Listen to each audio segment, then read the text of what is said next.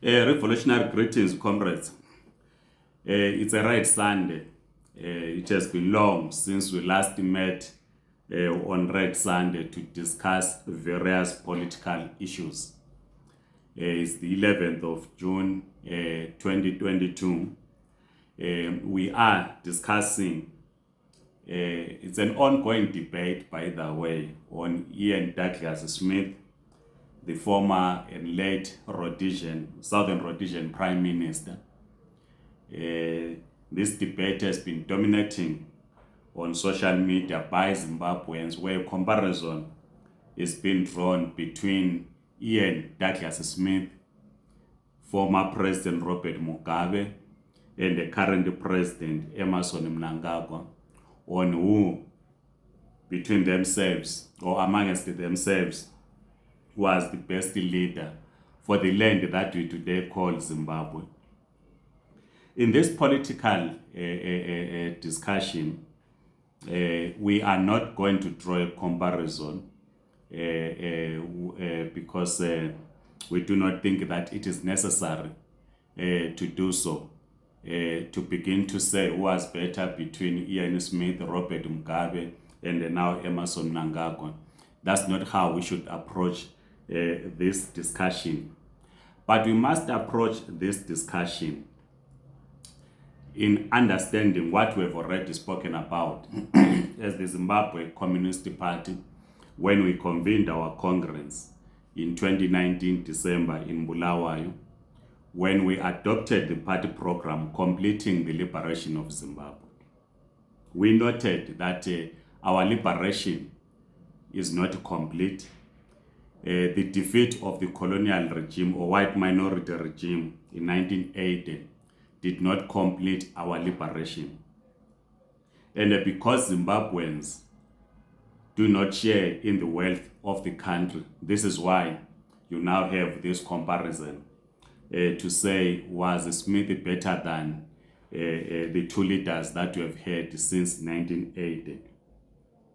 But it's also important to note that colonialism, or before we get to colonialism, it's also important to say when we are discussing Smith, Ian Douglas Smith is a product of a colonial system.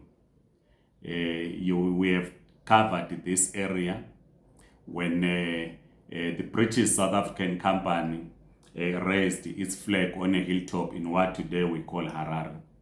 So Ian Douglas Smith is a product of that colonial system which we fought to defeat. So it's also important, therefore, to recall that the colonialism dismantled a feudal system of governance. I've heard comrades quoting Ian Douglas Smith and even P.W. Botha in South Africa saying blacks are not capable of governing themselves. It is unfortunate that we have not done, as the Zimbabwe Communist Party, an analysis, a class analysis on the economy, on the political economy under a feudal system of governance. Because under feudalism, blacks were governing themselves. Two classes emerged under feudalism. And the comrades, some comrades are beginning to say it is better that we get recolonized. What we need to do at some point is to say, did the blacks really fail to govern themselves under a feudal system? Because the debate that is now taking place, quoting Ian Douglas Smith, is based on the capitalist economy. You know that the colonialism developed alongside capitalism. It replaced a feudal system of governance. And you will know that under a feudal system of governance,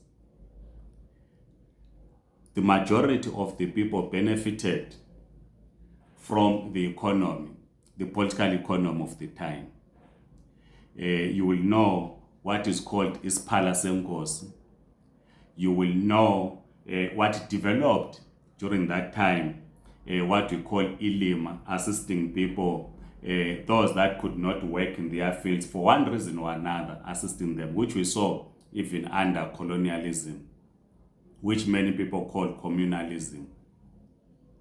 So we must therefore begin to say, if indeed we are quoting Ian Douglas Smith and the P.W. Botha and saying blacks are not capable of governing,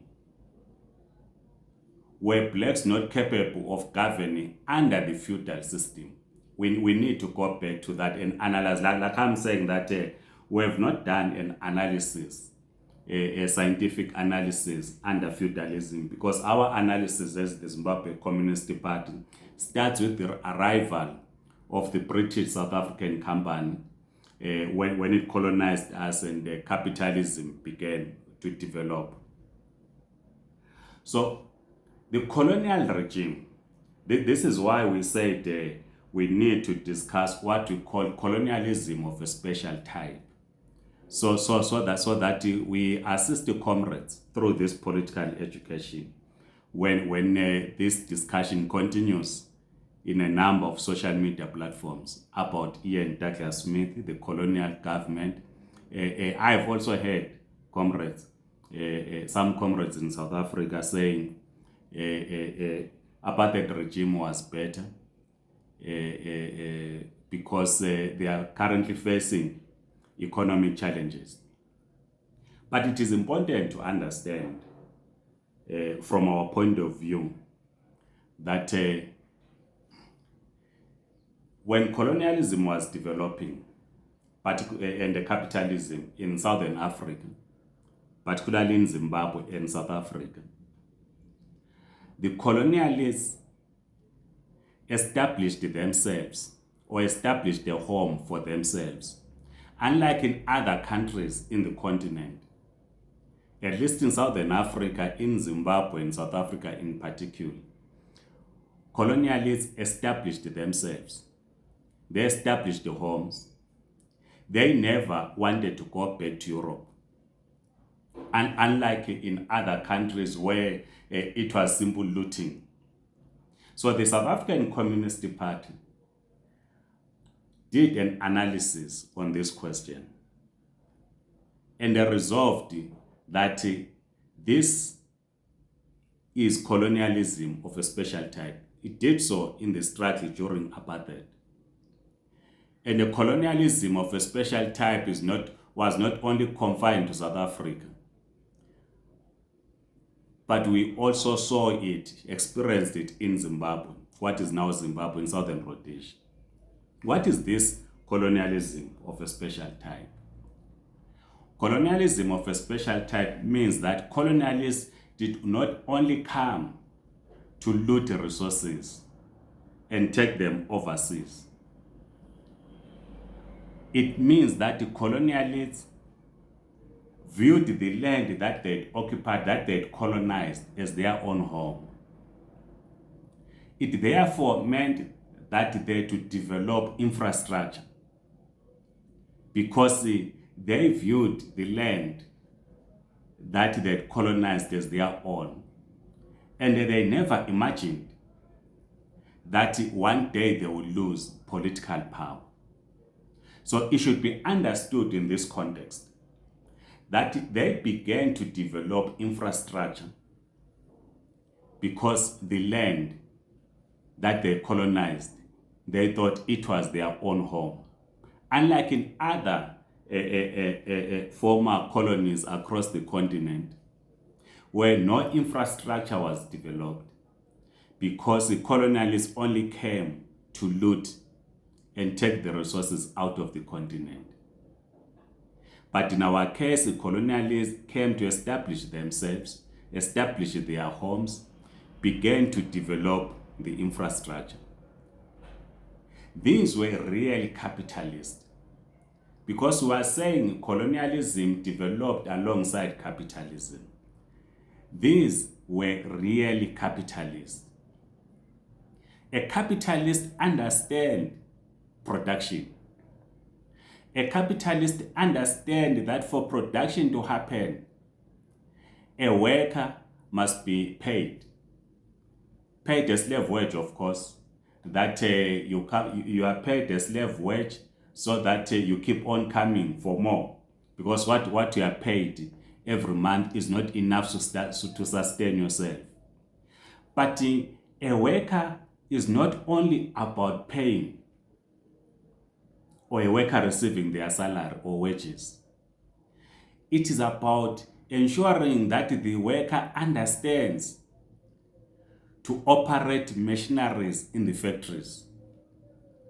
A worker should be able to communicate. This is why, therefore, they are to establish schools in the main technical schools where our grandfathers learned carpentry and other technical subjects. So they understood that you need to educate a worker to be able to operate machines to increase production. So you had to build the schools in villages. Remember, when we were discussing the program of the Zimbabwe Communist Party, we said that rural areas, what was called the reserves, it was a reserve because the next labor force was being raised in villages. Women will remain in the villages to raise the next labor force. It was a breeding ground for the next labor force. Once a child grows to become an adult, they will replace their aging parents in the factory or mines or farms to work there. So it was important, therefore, to teach them to have a basic understanding, a basic educational background, so that they will be able to communicate, they will be able to read instructions or follow instructions at the workplace to increase production. A capitalist understands that when a worker is sick, is at home, no production is going to take place. So a real capitalist, therefore, will build clinics, will build hospitals, not because they love or they loved black people, as was the case, but they did this to ensure that whenever a worker falls sick or is injured at the workplace, a worker should have a place where they are going to be treated, so that as soon as possible they return to the line of production. Because the capitalist is concerned about production. So the development of infrastructure, schooling, clinics, was to ensure that there is production at the workplace by the workers, because this is what a real capitalist requires. Also must be noted that the capitalists had to build roads. These roads were connecting the cities and the towns and the port of entry. For those who come from Zimbabwe, you know the road, third road, which was built between Harare and the Bed Bridge, between Harare, Mtare, going to Mozambique, Bulawayo, Bed Bridge, Bulawayo, Blantyre, going through Botswana, Bulawayo, Victoria Falls. That was the infrastructure that was built to connect towns and cities, so that it was going to be easy to move goods from one city to the other, or from city to the port of entry. So they had to build railway lines. Remember also that the first railway line, which was built from Johannesburg to Bulawayo, it was the first railway line, so that the goods will move between Bulawayo and Johannesburg through rail. It was not because a capitalist wanted to impress the black population. No. It was to ensure that the goods would move quickly.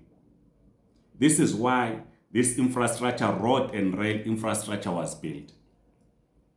But in my own village, and in many villages, there were no proper roads to link, tarred roads for that matter, to link villages.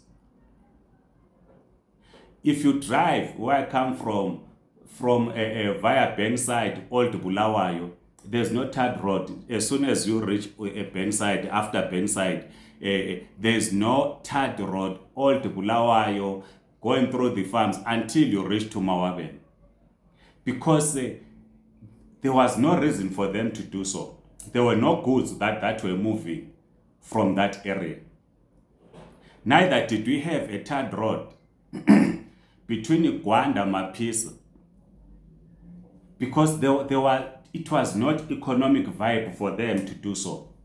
So the real capitalists understood this, that you needed to build infrastructure, rail and the road infrastructure, for the movement of goods. And the comrades therefore accrediting the colonial regime for building this infrastructure, for building schools, for building clinics, hospitals, for building road and rail infrastructure, to say this was the best. But if you go to Lupane, from Lupane Center, if you are going to St. Paul's, there's so much sand. At one point, I found a Mazda 323 stuck in the sand, because it was not in the economic interest of the capitalist and the colonial regime to build proper roads there. What they built was just to grade, so that the buses will move to carry workers when they were off to their rural homes, but it was not a tarred road. So the Zimbabwe Communist Party then analyzes this as guided by what Kwame Nkrumah said, that post-independence, we became a neo-colonial state. This is why the Zimbabwe Communist Party says our liberation is not complete, because we won political freedom, but we did not win economic freedom. And therefore, the Zimbabwe Communist Party has done an analysis and put its views out there on how we should complete the liberation of Zimbabwe, so that the majority of the people have access to our own resources. But the neo-colonial state, as it emerged in 1980, it did not transform the commanding heights of the economy. It did not place these commanding heights of the economy to the people or to society as a whole. It became economic managers, as we indicated. So therefore, the neo-colonial state, because it did not control the economy, we therefore had this class of former leaders of the liberation movement that then emerged post-colonialism, the comprando bourgeoisie. This is why the Zimbabwe Communist Party and the rest of the communist movement globally says ours is a struggle, is a class struggle. In Zimbabwe in particular, we engaged in a struggle to dismantle this comprando bourgeoisie, which we now call the looting class. The looting class, as led by Robert Mugabe and the now President Emmerson Mnangagwa, they are not capitalists. This is what we must understand. They are behaving like the colonial regime that colonized the rest of Africa, where their mission, the mission of the colonialists in the rest of Africa, as opposed in South Africa, where we had colonialism of a special type. is simple to loot. They have no desire to build infrastructure because they do not understand why infrastructure should be built. Because they are not capitalists, they are the looting class. It's important to make this distinction. The capitalists under colonial rule built infrastructure not because they loved black people, no. Remember also that black people were excluded.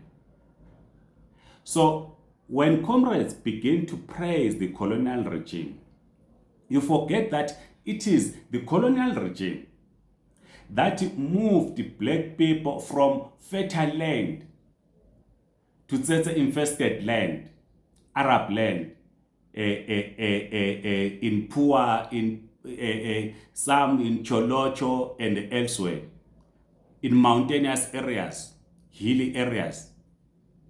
So when I was growing up in the village, where this white man were the farm, a big farm, and our cattle were only grazing in a hilly area.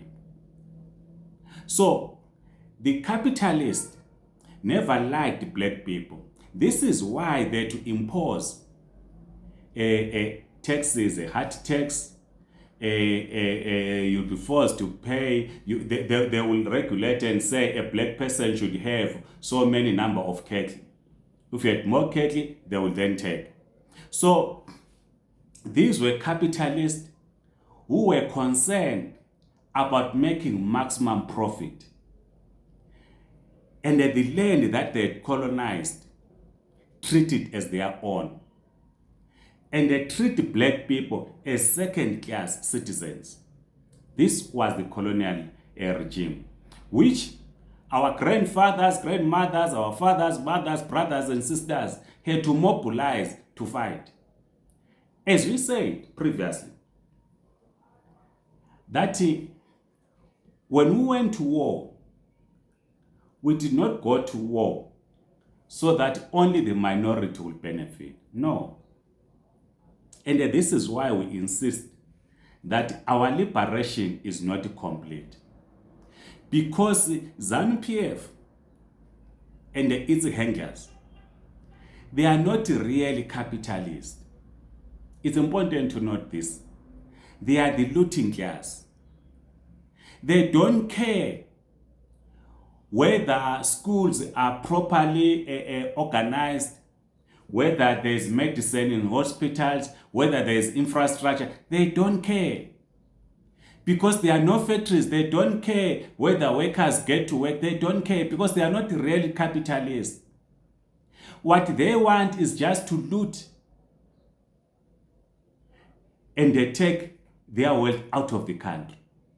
Behaving exactly like the colonialists that colonized the rest of Africa. They buy holiday homes in Cape Town, in Dubai, and elsewhere. So, when we are engaged in this debate, comrades, it's important to draw a distinction that what we have currently since 1980, of course, in the first decade or first 20 years of our liberation, with what we call the parasitic bourgeoisie. This is what we had. First, it started as a comrade, but later on, parasitic. It became parasitic. What we now have is just the looting class. They are simple looting our minerals, looting everything. They are just looting. They have no desire to build proper industries, to increase production, unlike the colonial regime, which thought that black people will never win political power. This is why when you look in the infrastructure that was built in South Africa, the infrastructure that was built in Rhodesia then, this is why the SSCP had to characterize it correctly, that the colonialism of a special type, where the colonialists and the colonized will live side by side.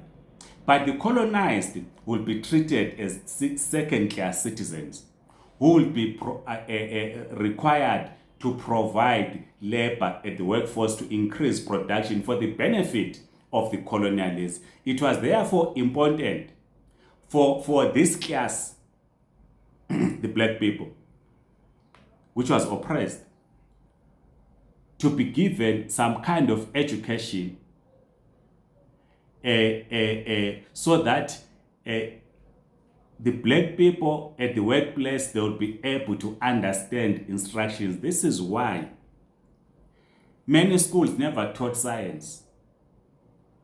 This is why you might have had a few black people that trained as pilots. I've not done my research to check on that. The Bantu education was mainly to ensure that the black people would understand instructions given by their bosses at the workplace. You'll be able to read the instructions when you're operating a machine at the workplace. It has to build infrastructure to ensure that there will be movement of goods through the road or rail. It had to build that and to link that with cities. But no proper roads were built to link village to village because it was not in their economic interest. You go to Bulilima, for instance, you get to Plum town, it ends third road.